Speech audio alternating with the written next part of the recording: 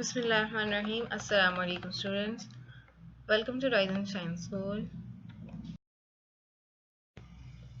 This is lecture number 4 of science and I am your teacher Laiba Faisal. Last time हमने Living on Earth chapter start किया था और उसके different topics देखे थे और हमने habitats के बारे में भी बात की थी, तो आज हम बात करेंगे ecosystem के बारे में. Learning objectives are at the end of this lecture, students will understand what ecosystem is and could make others understand. Page number 30 और 31 डिस्कस करेंगे. तो लास्ट टाइम हमने डिफरेंट हैबिटेट्स के बारे में देखा था कि मुख्तलिफ जानवर या मुख्तलिफ परिंदे जो हैं या मुख्तलिफ पौधे मुख्तलिफ हैबिटेट्स में रहते हैं. हैबिटेट वो जगह होती है जो जहाँ पे कोई भी जानवर या पौधा रह रहा होता है. ठीक है, उस जगह को हम हैबिटेट कहते हैं और मुख्तलिफ जानवर अपने हैबिटेट्स के मुताबिक खुद को अडेप्ट कर चुके होते हैं. उससे रिलेटेड हम थोड़ा सा कॉन्सेप्ट चेक कर लेते हैं. आपका match the definition with the word, write them out in your notebook, write them out in your book. आपने इन डेफिनेशंस को इन वर्ड्स के साथ मैच करना है. हम हैबिटेट, अडैप्टेशन, ब्रीदिंग और रिप्रोडक्शन इन सब के बारे में बात कर चुके हैं, तो आपको अंदाज़ा होना चाहिए कि हैबिटेट क्या होता है. मैं आपको इन सब की ट्रांसलेशन करके बता देती हूँ. This is the process of taking air into and out of the body. एक ऐसा प्रोसेस जिसमें एयर को जिस्म के अंदर लेके जाया जाता है और जिस्म से बाहर निकाला जाता है. The natural environment in which a particular animal और प्लांट लिव्स. एक ऐसा कुदरती माहौल जहाँ पर जानवर और पौधे रहते हैं. The process by which parent plants और एनिमल्स प्रोड्यूस देयर यंग. एक ऐसा प्रोसेस, एक ऐसा तरीका जिसमें पेरेंट्स अपने पेरेंट प्लांट्स या पेरेंट एनिमल्स अपने यंग वंस को प्रोड्यूस करते हैं, अपने जैसे नए ऑर्गेनिजम्स को प्रोड्यूस करते हैं. Describes when plants and animals have developed special parts that help them to survive in their environment. एक ऐसी टर्म जो कि डिस्क्राइब करे पौधों और जानवरों के ऐसे स्पेशल पार्ट्स के बारे में, ऐसे स्पेशल पार्ट्स को जो कि वो डेवलप कर चुके होते हैं अपने एनवायरनमेंट के मुताबिक जिंदा रहने के लिए. तो इसमें से हैबिटेट कौन सा है? Habitat of course the natural environment in which a particular animal और plant lives. Adaptation, breathing, reproduction. Now let's move on to our topic, today's topic, that is ecosystem. Ecosystem basically क्या है? Plants and animals depend on each other to survive. ये तो हम सब जानते हैं कि पौधे और जानवर एक दूसरे पर डिपेंड करते हैं जिंदा रहने के लिए. They have adapted to live with each other and in their habitats. वो एक दूसरे पर वो सबसे पहले तो खुद को अडेप्ट कर चुके होते हैं, खुद को तब्दील कर चुके होते हैं, खुद को ढाल चुके होते हैं एक दूसरे के साथ रहने के लिए. The living things in a particular place interact with each other and with their non-living environments, that is weather, earth, soil, sun, soil, climate and atmosphere. अब होता क्या है कि एक जगह पे जब आप रह रहे होते हो तो अपने इर्द गिर्द बहुत सारी नॉन लिविंग चीज़ों के साथ भी इंटरेक्ट कर रहे होते हो, नॉन लिविंग एनवायरनमेंट के साथ इंटरेक्ट कर रहे होते हो. जैसे कि मौसम, वेदर यानी मौसम, अर्थ कहते हैं ज़मीन को, सन सूरज, सॉइल मट्टी, क्लाइमेट जो मौसम है उसके साथ, और एटमॉस्फेयर भी हमारी फ़ज़ा है. ठीक है, तो इन सारी चीज़ों के साथ आप इंटरेक्ट कर रहे होते हो. कोई भी लिविंग थिंग जो है जब अपने हैबिटेट में जहाँ पे भी वो रह रही है वहाँ पे वो नॉन लिविंग थिंग्स के साथ, नॉन लिविंग एनवायरनमेंट्स के साथ इंटरेक्ट कर रही होती है.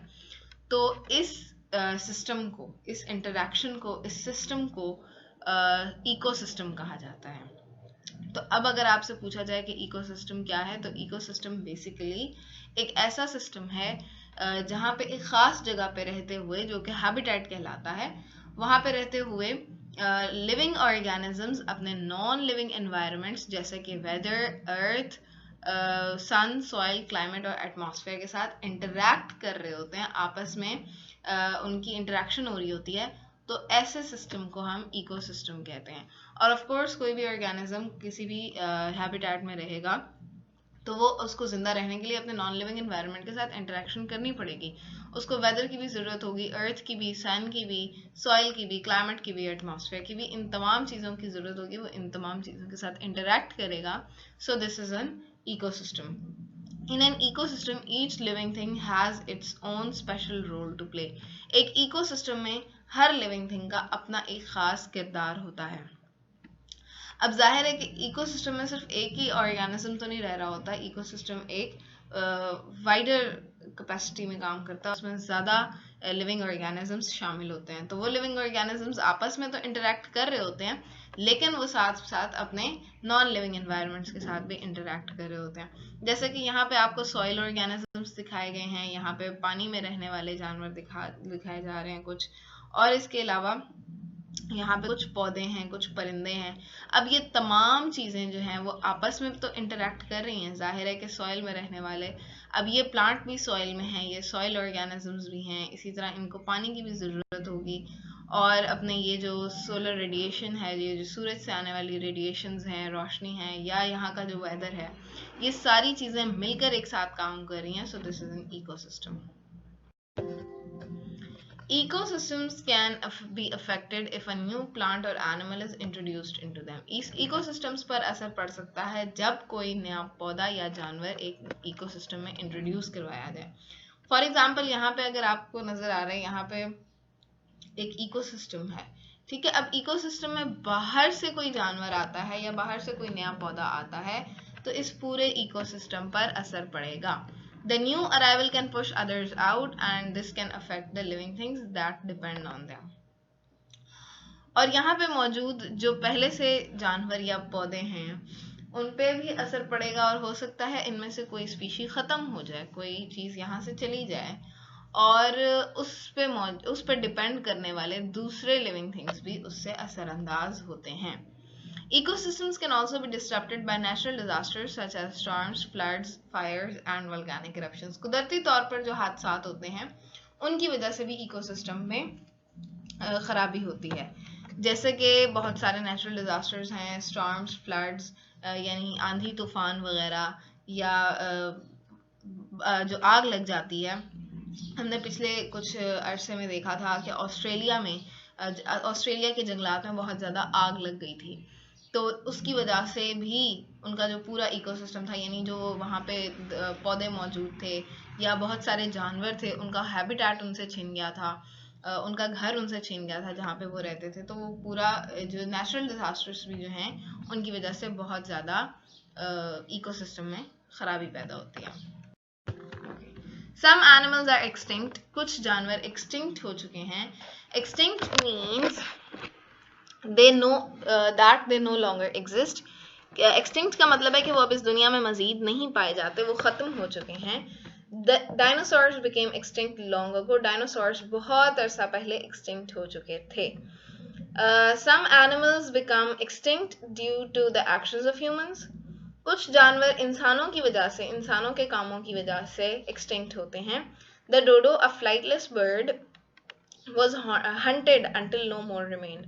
डोडो भी एक ऐसा परिंदा था, ये उड़ने वाला परिंदा नहीं था, फ्लाइटलेस बर्ड था.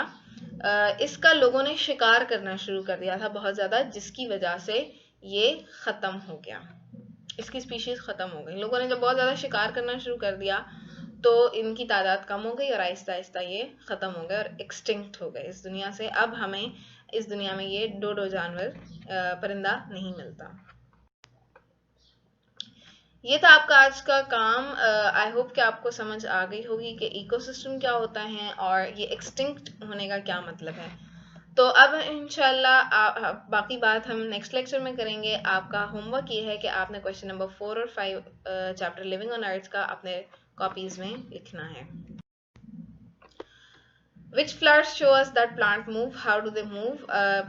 कौन से फूल ऐसे हैं जो हमें बताते हैं कि पौधे मूव करते हैं, और वो कैसे मूव करते हैं. तो हमने देखा था कि सनफ्लावर्स भी सूरज की तरफ अपना रुख करके टर्न हो जाते हैं सूरज की तरफ, और इसी तरह मॉर्निंग ग्लोरी एक ऐसा फूल है जिसकी पत्तियां सुबह के वक्त खिल जाती हैं.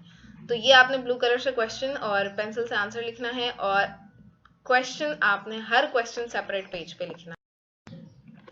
Question number 5, what happened to the dinosaurs and the dodo? Dinosaurs और डोडो को क्या हो गया था?